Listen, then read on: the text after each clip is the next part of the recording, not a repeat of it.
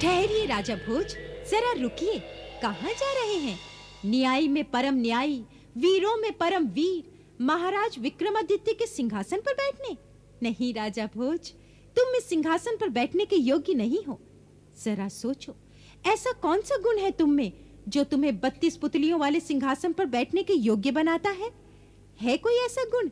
रुको, मैं तुम्हें महान सम्राट वीर विक्रमादित्य की कहानी सुनाती हूँ। एक दिन की बात है, वो अपने दरबार में इसी सिंहासन पर विराजमान थे। इस पत्र को तुरंत पाटलिपुत्र भेजने की व्यवस्था कीजिए। जो आज्ञा महाराज। और इनसे कहिए कि यदि यह स्थिति पर नियंत्रण न कर सके तो हमें तुरंत सूचित करें। हम युद्ध टालना चाहते हैं, पर इसका कोई यह अर्थ न निकाल ले कि हमें युद्ध करने का साहस नहीं। उचित है महाराज। और कोई समस्या? महाराज, राज्य के सैनिकों ने कल एक स्त्री को पकड़ा है। स्त्री को? क्यों? वो आत्महत्या का प्रयत्न कर रही थी महाराज। आत्महत्या? हमारे राज में कोई ऐसा सोचेगा इसकी हम कल्पना भी नहीं कर सकते। यह आत्महत्या करने वाले पे नहीं, हम पे कलंक है। कोई दुखिया स्त्री है महाराज। कैसा दुख? उस स्त्री को हमारे सम्मुख प्रस्तुत किया जाए।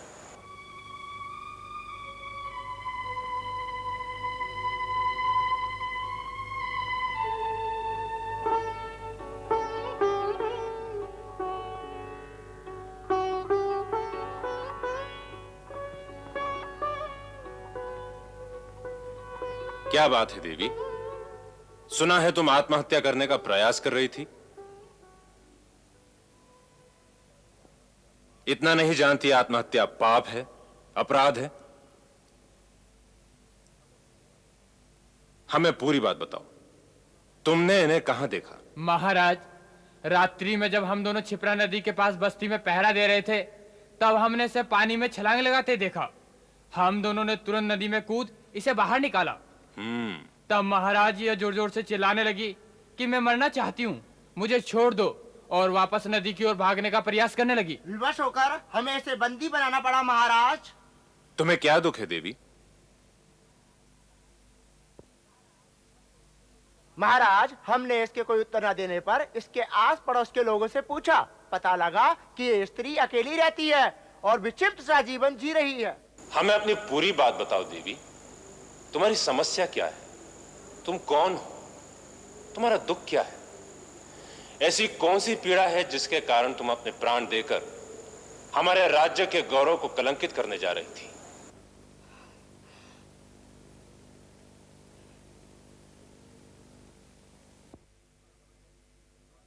इस समय तुम पृथ्वी के स्वामी, परम न्यायी सम्राट विक्रमादित्य के सामने खड़ी हो।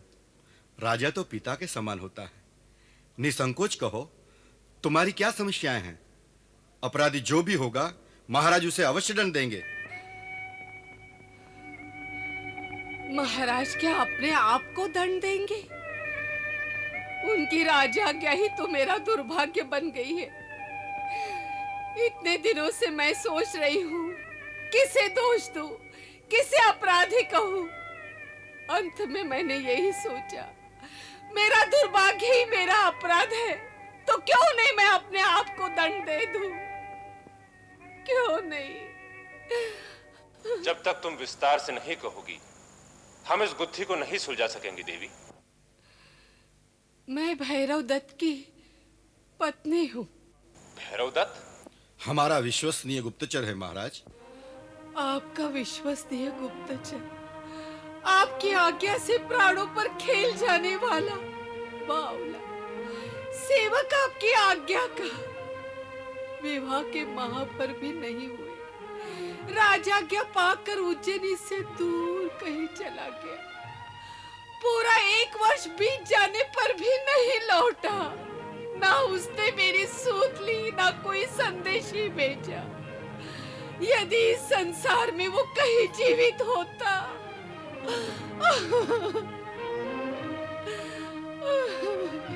ऐसा अपशकुन मत बोलो देवी।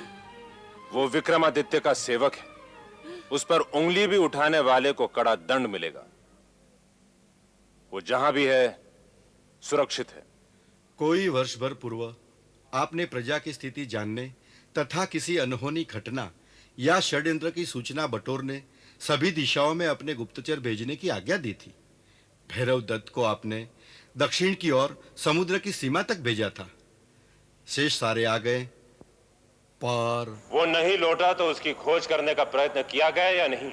सैनिकों को भैरव दत्त की खोज में भेजा था, पर वे निराश लौटे। उनका अनुमान था कि वे कोई दुर्घटना में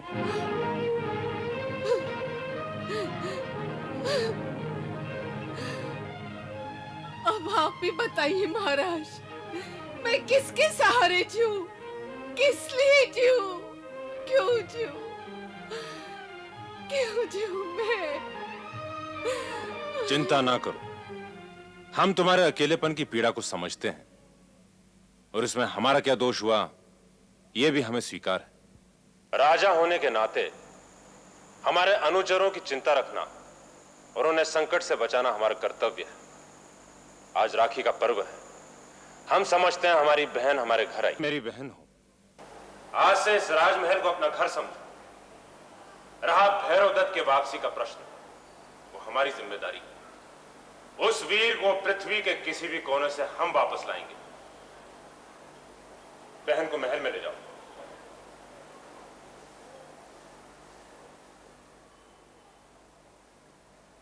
महाराज, दक्षिण के समुद्र के पास द्वीपों में कुछ अनहोनी घटनाओं की सूचना कुछ यात्रियों ने दी है।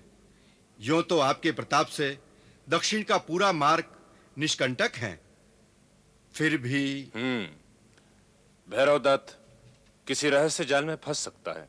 भैरव दत्त की खोज में शीघ्र ही कुछ सैनिकों को भेजा जाए महाराज। वे नहीं, हम जाएंगे उसकी खोज में। क्या? एक साधारण से सेवक की खोज में महाराज का स्वयं जाना उचित नहीं। भैरव दत्त यदि जीवित होगा तो स्वयं ही लौट कर आएगा। भैरव दत्त की पत्नी को धन देकर विदा कर दीजिए महाराज, वे संतुष्ट हो जाएगी। स्त्री का धन है उसका पति, हम उसे भैरव दत्त के साथ विदा करेंगे। आप भूल रहे हैं कि उसकी पत्नी हमारी बहन भी है। हमारा कर्तव्य दोहरा है, भाई के नाते भी राजा के नाते भी।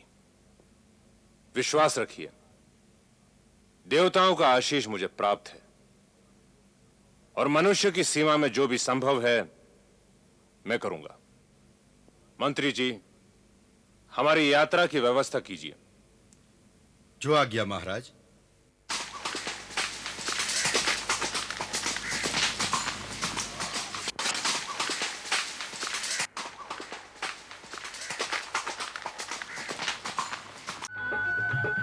जय जय करुणाब्दे महादेव शंभु।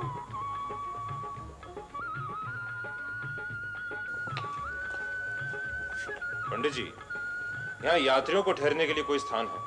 ठहरने के लिए कोई विशेष स्थान तो नहीं है। सागर दर्शन के लिए जो यात्री आते हैं वे यहीं मंदिर में ही ठहर जाते हैं। वर्ष भर पहले उज्जैनी से कोई युवक यहाँ के ठहरा था, भैरव दत्त था उसका नाम। नाम तो स्मरण नहीं, पर एक युवक यहाँ अवश्य आकर ठहरा था, उज्जैनी का ही था। उसी के खोज में मैं आया। उसकी किसी के साथ लड़ाई हो गई, यहाँ से पास ही गांव में बुरी तरह घायल हो गया था। अब सुना स्वस्थ हो रहा है। कितना दूर है ये गांव? सागर किनारे किनारे चले जाओ तो कोई 6 कोस।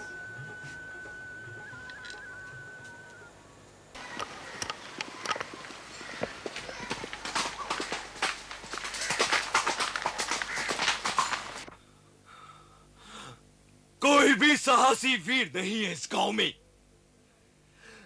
एक अत्याचारी अत्याचार कर रहा है और तुम सब अपनी आंखों से देखकर कुछ भी नहीं कर सकते। धिक्कार है ऐसे जीवन पर। हम क्या कर सकते हैं भैरव दत्त?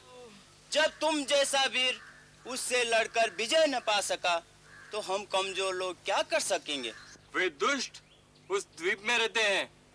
पूरी सेना बनाकर उन तक पहुंचने के लिए कितनी नावों की आवश्यकता होगी? है क्या हमारे पास इतनी नावें? और हमें क्या पता कि उनकी शक्ति कितनी है? द्वीप पर पहुंचने का अर्थ है अपनी मौत बुलाना। यह परमवीर शक्तिशाली विक्रमादित्य का राज्य है और तुम सब प्रजा हो उनकी। अपने सम्राट का एक गुण तो होता तुम में। ठीक है, मैं ही लड़ूंगा उनसे जाकर। मेरे लिए एक नौका की व्यवस्था करो। मैं लड़ूंगा उससे। काश मैं महाराजा विक्रमादित्य तक ये संदेश भेज पाता। मैं यही हूं भैरवदत्त। क्या बात है, तुम्हारी ऐसी दशा क्यों है? महाराज आप? हाँ, मैं तुम्हें ही खोज रहा था। क्या हुआ? मेरे कर्मचारी पर हाथ उठाने का साहस किसने किया? किसने मारा तुम्हें? महाराज, भैरवदत्त एक महाकाय राक्षस से लड़ बैठा। कौन महाकाय राक्षस? हमें पूरी बात बताओ। महाराज, आपने मुझे दक्षिण के सागर तट तक प्रजा की दशा और उसके सुख दुख के समाचार जानने भेजा था। मैंने पाया कि सर्वत्र संतोष है, संपन्नता है और प्रजा आपके गुण गाती है। पर ऐसे ही एक दिन मैं समुद्र किनारे बैठा था कि मैंने एक विचित्र दृश्य देखा।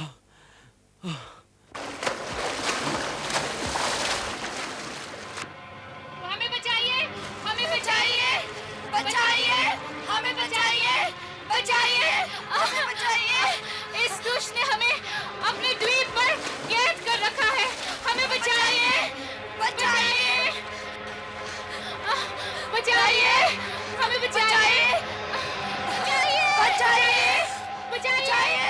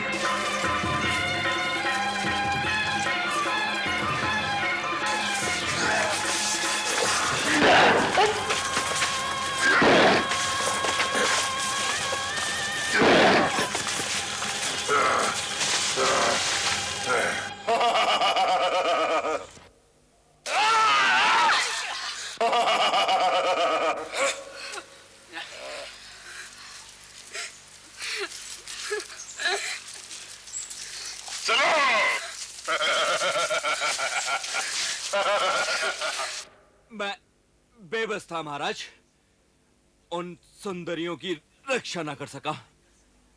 वो दुष्ट उन्हें नौका में बिठा उसी द्वीप पर ले गया। कौन सा द्वीप? द्वीप कितनी दूर होगा? कुछ कह नहीं सकते महाराज। अधिक दूर नहीं हो सकता।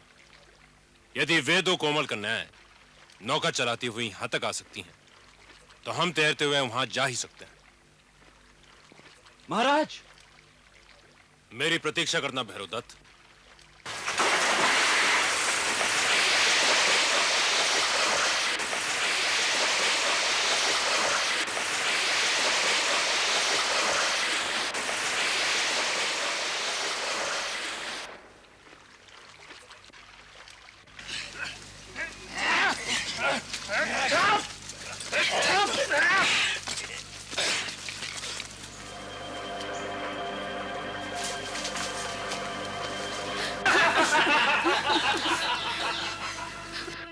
मुझे नहीं लगता कि शेष जीवन हमारा यहाँ से छुटकारा हो पाएगा।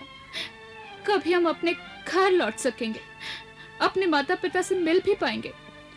मुझे लगता है कि अब तक उन्होंने भी हमें मृत समझ लिया होगा। उन्हें क्या पता कि हम दोनों यहाँ इस द्वीप में बंदी हैं। पता होता तो शायद वे हमें छुड़ाने का प्रयत्न भी करते। क्या लेने आए हो तुम दोनों? कहाँ के हो? कच्छ से आए हैं, बहुत दूर से। सब हमारे पास दूर दूर से आते हैं और हमसे जो लेके जाते हैं ना वह भी बहुत दूर का होता है। क्या चाहिए तुम्हें? नगर सेठ को दास दासियां चाहिए। मूल्य अधिक लगे कोई बात नहीं, पर वे अच्छे और गुणवान होने चाहिए। अरे बलादित तो ऐसे दास दासी देगा कि तुम्हारे नगर सेठ भी कहेंगे क्या बात। दो तो राजकुमारियां हैं, उनका अपहरण करने हम गए थे। उनका नाम सुनकर हमारा एक साथी भी मारा गया, पर ले ही आया आखिर। हो दम तो खरीद लो, गांठ में माल होना चाहिए। लाए हो ना? अरे पहले कुछ बतलाओगे भी या यूं ही बड़बड़ करते रहोगे? जाओ दोनों को लेकर के आओ, और नहीं आए तो घसीटते लाना। जाओ जल्दी।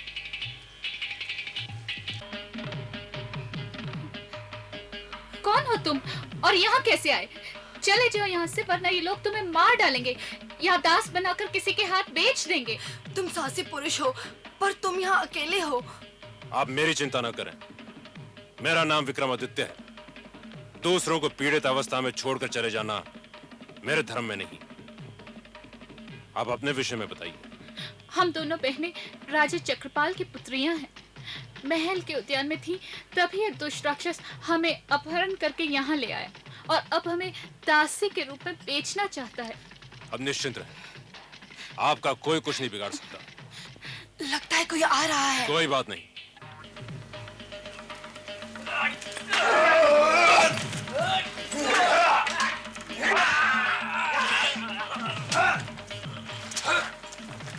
चलो। वे दोनों राजकुमारियां हमारे सामने आने के लिए श्रृंगार कर रही है लगता है। लजा रही होंगी हम दोनों परदेशियों के सामने आने से। जाओ देखो, इतनी देर क्यों लगा रहा है मूर्ख। जाओ उन दोनों को लेकर के आओ।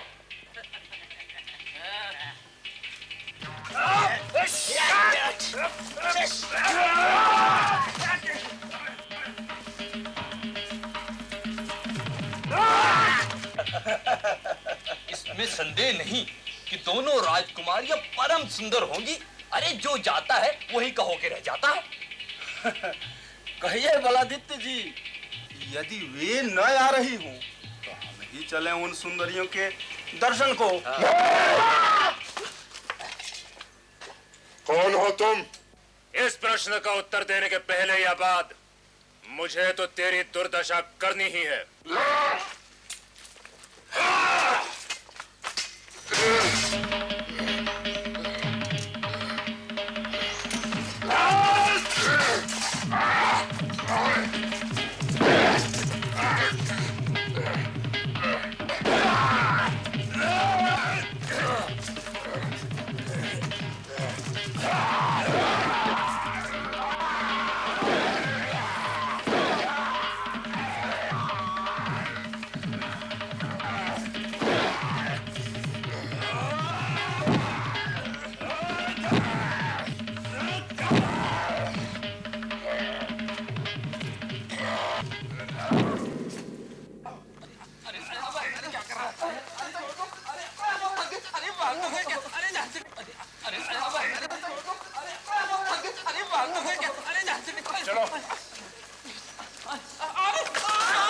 राजा चक्रपाल जी, ये रही आपकी दोनों बेटियां।